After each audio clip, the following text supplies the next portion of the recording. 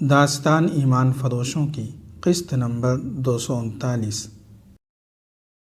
کچھ دیر بعد دربان نے اندر آ کر شمس الدین کو اطلاع دی کہ باہر فلاں کمانڈر کھڑا ہے۔ شمس الدین باہر گیا۔ ایک کمانڈر گھبرایا ہوا کھڑا تھا۔ اس نے رپورٹ دی، انطانون نام کے جس محافظ کو دیوار پھلانگتے پکڑا گیا تھا وہ فرار ہو گیا ہے۔ کیا وہ 2 سپاہی مر گئے تھے جن کے حوالے میں انہیں کر کے آیا تھا؟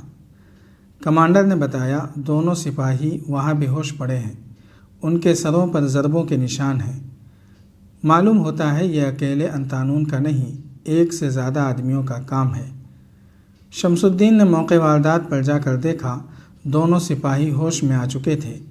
انہوں نے بتایا کہ وہ یہاں کھڑے تھے۔ اندھیرے میں پیچھے سے ان کے سروں پر کسی نے ایک ضرب لگائی اور وہ بے ہوش ہو گئے۔ شمس الدین نے بھاگ دوڑ شروع کر دی۔ اس وقت ایک عورت جس نے سر سے پاؤں تک برقعے کی طرز کا سیاہ ریشمی لبادہ لے رکھا تھا اور اس میں سے اس کی صرف آنکھیں نظر آ رہی تھیں، گمشتگین کی رہائش گاہ کے بڑے دروازے سے نکلی اور جانے کہاں چلی گئی۔ اس رات مہمانوں کا آنا جانا تو جاری تھا۔ دربان اور محافظوں نے یہ دیکھنے کی ضرورت ہی محسوس نہ کی کہ یہ کون ہے جو مستور ہو کر جا رہی ہے۔ آدھی رات کے بعد جب مہمان رخصت ہوئے تو قلعے کا دروازہ کھول دیا گیا۔ گھوڑے اور بگھیاں گزرنے لگیں۔ انہی میں ایک گھوڑ سوار گزرا جس کا چہرہ ڈھکا ہوا تھا۔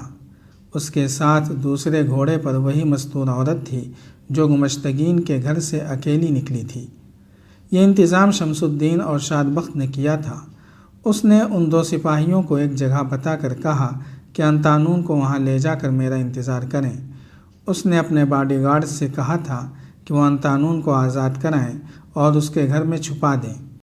پہلے بتایا جا چکا ہے کہ شمس الدین اور شاد بخت کے باڈی گارڈ 2 اردلی اور 2 ملازم سلطان صلاح الدین ایوبی کے کمانڈو جاسوس تھے۔ انہوں نے بروقت حرکت کی اور انطانون کو چھڑا کر لے گئے۔ ادھر سے فاطمہ بھی کامیابی سے نکل گئی اور شمس الدین کے گھر پہنچ گئی۔ وہاں انتظامات مکمل تھے۔ جب مہمان نکلے تو انہیں گھوڑے دے کر وہاں سے نکال دیا گیا۔ یہ رات تو رقص اور شراب کی مدہوشی میں گزر گئی۔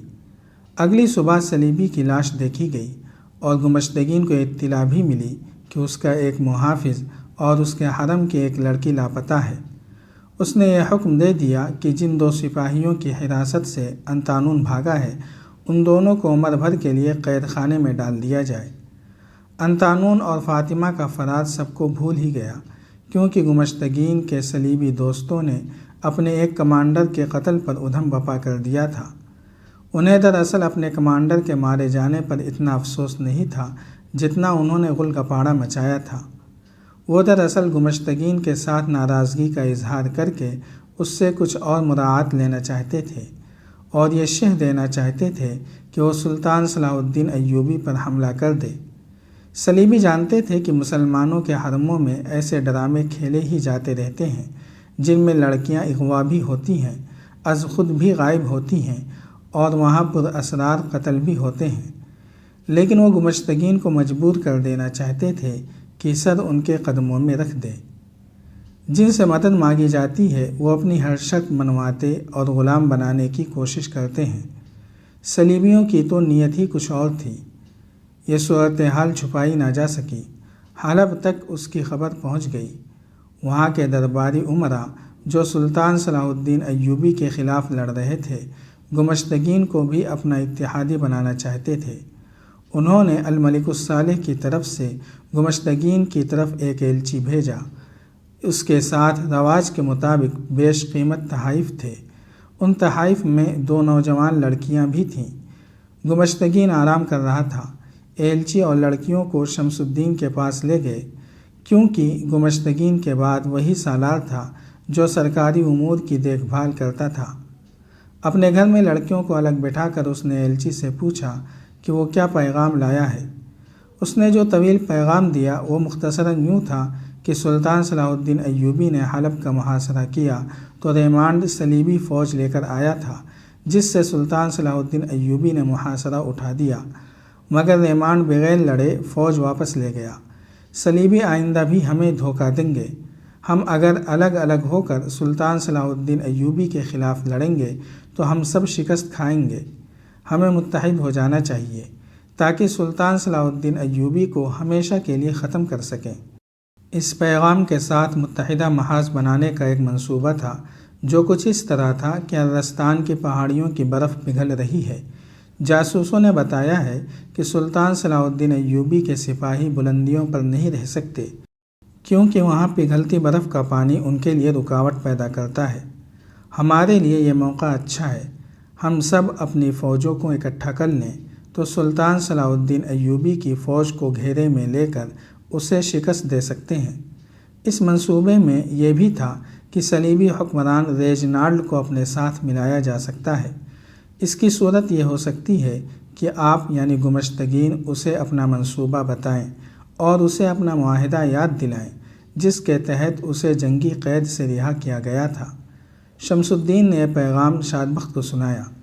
دونوں بھائیوں نے آپس میں صلاح مشورہ کیا اور سوچنے لگے کہ یہ پیغام گمشتگین تک نہ پہنچنے پائے۔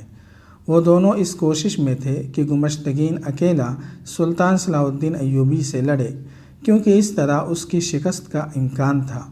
انہیں معلوم تھا کہ سلطان صلاح الدین ایوبی کے پاس فوج تھوڑی ہے، اس سے وہ اکیلے غدار حکمران کو آسانی سے ختم کر سکتا تھا۔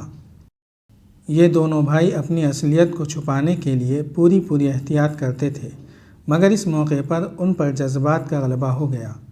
جذبات کو مشتعل ان لڑکیوں نے کیا، وہ اس طرح کہ انہوں نے لڑکیوں سے ان کا مذہب پوچھا۔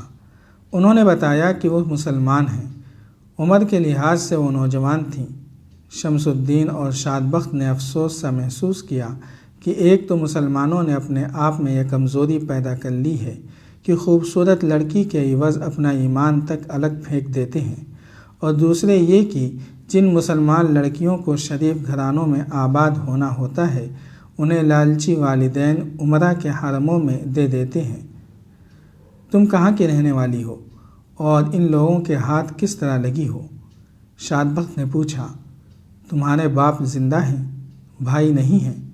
لڑکیوں نے انہیں جو جواب دیا اس سے دونوں بھائیوں کے جذبات بھڑک اٹھے۔ جن علاقوں پر صلیبی قابض تھے وہاں کے مسلمانوں کا جینا حرام ہو رہا تھا، کسی مسلمان کی عزت محفوظ نہیں تھی۔ پہلے بھی سنایا جا چکا ہے کہ وہاں کے مسلمان باشندے قافلوں کی صورت میں نقل مکانی کرتے تھے، ان کے ساتھ تاجر بھی چل پڑتے تھے۔ اس طرح ہر قافلے کے ساتھ لڑکیاں بھی ہوتی تھیں اور مال و دولت بھی۔ صلیبیوں نے قافلوں کو لوٹنے کا انتظام بھی کر رکھا تھا۔ یہ تو یورپی مورخوں نے بھی لکھا ہے کہ بعض صلیبی حکمران جو مشرق وسطیٰ میں کسی نہ کسی علاقے پر قابض تھے ان قافلوں کو اپنی فوج کے ہاتھوں لٹواتے تھے۔ لوٹنے والے کمسن لڑکیوں، جانوروں اور مال و دولت کو اڑا لے جاتے تھے۔ لڑکیوں کو وہ منڈی میں نیلام کرتے یا مسلمان امراء کے ہاتھ فروخت کرتے تھے۔ ان میں کچھ لڑکیاں صلیبی اپنے لیے رکھ لیتے تھے اور انہیں جاسوسی اور اخلاقی تخریب کاری کے لیے تیار کرتے تھے۔ انہیں مسلمانوں کے علاقوں میں استعمال کیا جاتا تھا۔ ان دونوں لڑکیوں کو قافلے سے چھینا گیا تھا۔ اس وقت دونوں 13-14 سال کی تھیں۔ وہ فلسطین کے کسی مقبوضہ علاقے سے اپنے کنبوں کے ساتھ کسی محفوظ علاقے کو جا رہی تھیں۔